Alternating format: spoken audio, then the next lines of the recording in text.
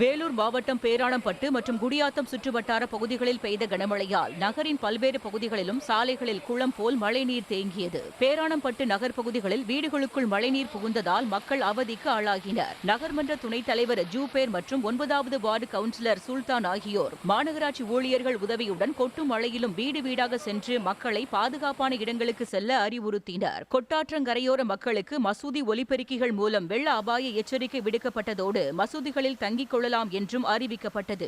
அதிகமான மழை பெய்து கொண்டிருப்பதால் மலர்காட்டில் அதிகமான வெள்ளம் வருவதற்கு வாய்ப்பு உள்ளது.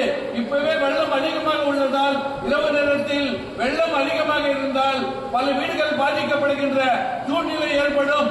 ஆகையால் பொதுமக்கள் ஆட்டோரம் உள்ள பொதுமக்கள் தங்களுக்கு வசதியான இடத்தை தேடிக்கொள்ளவும். அப்படி இல்லை என்றால் மஸ்ஜித் அப்துல்லா, மஸ்ஜித் இஸ்திகாமத், புதிய மஸ்ஜித், பல மஸ்ஜிதுகள் திறக்கப்பட்டுள்ளன. அந்த மஸ்ஜிதுகளில் தாங்கள் தங்கிக் கொள்ளலாம்.